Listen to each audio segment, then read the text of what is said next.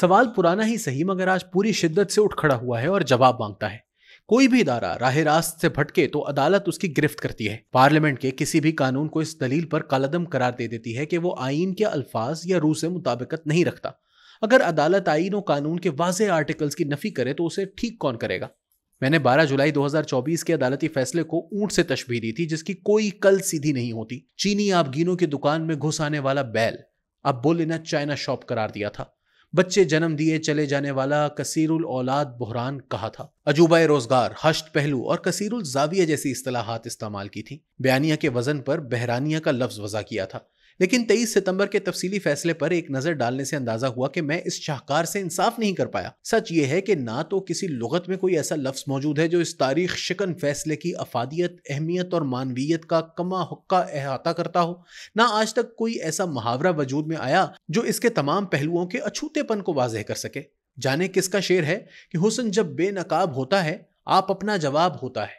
12 जुलाई का फैसला भी दोशीज़ाए अदल के हुस्न बेनकाब की दिल फरेब अदा है जो अपना जवाब आप ही है। कोई कलम इसकी छब से इंसाफ नहीं कर सकता। याद नहीं पड़ता कि किसी आईनी और कानूनी मामले पर अदालती फैसले के बाद ऐसा भूचाल आया हो कि जिसकी इर्तआशात माबाद यानी आफ्टर शॉक्स 80 दिन गुजर जाने के बाद भी थमने में नहीं आ रहे। पार्लियामेंट दांतों में उंगलियां दाबे बैठी है कि आईन और कानून की जीती जागती शिकों को किस तरह जिंदा दरगोर कर दे। वो अगस्त में इलेक्शन एक्ट 2017 में की गई मौसर ब माजी तरमीम को गोद में लिए बैठी है जिसकी तरफ 8 जज साहिबान के हश्त पहलू फैसले ने आंख भर के भी नहीं देखा। इलेक्शन कमीशन दीवारों से सर टकरा रहा है लेकिन कोई दरीचा नहीं खुल रहा। पहले उसने एक दस्तबस्ता दरख्वास्त के जरिए अदालत से रहनुमाई चाही, फिर नजर सानी की अर्जी गुजारी, फिर एक मुतफर्रिक दरख्वास्त पेश खिदमत की, फिर 14 सितंबर के हुक्म पर नजर सानी की इल्तमास की, फिर फैसला मुअत्तल करने की इस्तदा की। कौमी असम्बली के स्पीकर और चारों सूबाई स्पीकर्स के खतूत कमीशन की मेज पे धरे उसे अपने आईनी जिम्मेदारियां याद दिला रहे हैं। मुस्लिम लीग नून और पीपल्स पार्टी 2.25 माह से अपनी नजर सानी दरख्वास्तें लगने के लिए तस्बीह रोजो शब का दाना दाना शुमार कर रही हैं। तहरीक इंसाफ भी जो इस मामले से कतई तौर पर लाताल्लुक बैठी थी मैदान में आ गई है और एक पिटीशन दायर कर चुकी है। फैसले पर अमल दरामद के लिए एक दरख्वास्त लाहौर हाई कोर्ट में भी लग चुकी है। उधर खुद ऐवान अदल के दरो दीवार पर कपकपी तारी है।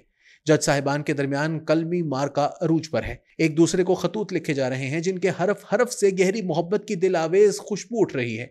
पूरा ऐवान महक रहा है। कैफो सरूर से मशहूर रजिस्ट्रार और डिप्टी रजिस्ट्रार भी अदालत के चौबारों से रोमानवी रुक्के फेंक रहे हैं। गर्ज 12 जुलाई के बाद से शहर अदल की रौनकें जोबन पर है। चहल पहल दीदनी है।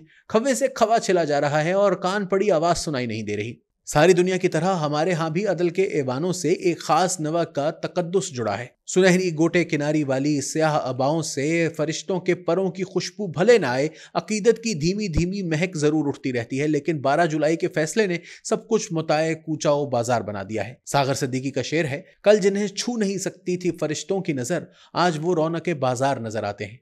फरिश्तों की नजरें ना छूने का मरहला तो 1954 में ही तमाम हो गया था, लेकिन रौनक बाजार का ये आलम तवील अरसे बाद दिखाई दिया है। सांभरी के बछड़े जैसे तिलिस्मी फैसले को समझने के लिए बार बार कही बातें फिर दोहराना पड़ती हैं।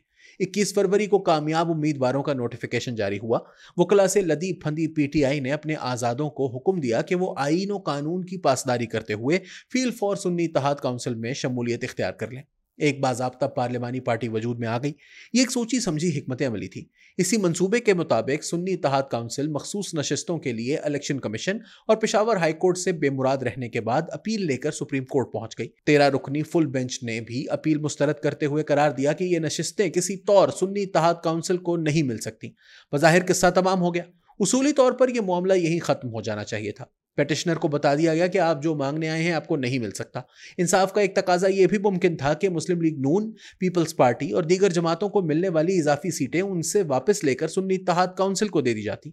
लेकिन अदालत ने इंसाफ को पसे पुश्त डालते हुए मुकम्मल इंसाफ की ठानी और यहीं से 8 जज साहिबान के हश्त पहलू फैसले की उस फितना सामानी का आगाज हुआ जिसको किसी करवट करार नहीं आ रहा। मसला यह बना कि मखसूस नशिस्तों के हवाले से आइन भी निहायत वाज़ेह था और कानून भी। मुकम्मल इंसाफ के लिए आइनी और कानूनी शिकों के चेहरे पर कालक थोपना जरूरी था, सो थोप दी गई। सीधी साफ सड़क से हटकर घने जंगल से पगडंडी बनाना पड़े तो कई तनावर दरख्तों की सरसब्ज़ शादाब शाखों को भी काटना पड़ता है। हश्त पहलू फैसले ने यही कुछ किया। आईन के आर्टिकल 51(6) में बताया गया है कि आजाद अरकान को 3 दिन के अंदर अंदर किसी पार्टी में शमूलियत या आजाद रहने का फैसला करना है। अदालत ने 3 के हिस्से को 15 से बदल दिया। क्या अदालत को यह इख्तियार था? क्या वो आईन में तरमीम की मजाज थी? आईन और कानून कहते हैं कि आजाद उम्मीदवार नोटिफिकेशन के 3 दिन के अंदर अंदर सिर्फ एक बार यह इख्तियार इस्तेमाल कर सकते हैं। अदालत किस तरह आईन और कानून को पसे पुश्त डालकर अरकान को दूसरी बार यह इख्तियार दे सकती है, जबकि इन अरकान में से किसी एक ने भी आज तक ऐसी कोई अर्जी गुजारी ना इस्तदा की। तफसीली फैसला भी अजायब घर की हैसियत रखता है। पैराग्राफ 32 में 8 जज साहिबान कहते हैं कि इलेक्शन कमीशन को इंतखाबी निशान अलॉट ना करने के फैसले का इतलाक 8 फरवरी के इंतखाबात पर नहीं करना चाहिए था, क्योंकि कानून में सब्सिक्वेंट का लफ्ज इस्तेमाल किया गया है। मामूली तालिबे इल्म भी जानता है कि सब्सिक्वेंट के मानी फौरन माँ बाप के हैं, यानी कानून की खिलाफ वर्जी हुई है तो आने वाले इंतखाबात में इंतखाबी निशान नहीं मिलेगा। लेकिन अदालत के मुताबिक पीटीआई ने जो कुछ भी किया उसकी सजा का इतलाक 2029 के इंतखाबात पर होना चाहिए था। जब फैसला पहले कर लिया जाए और आईन और कानून उसकी राह में रुकावट बन जाए तो ऐसे ही दलाइल तख्लीक किए जाते हैं।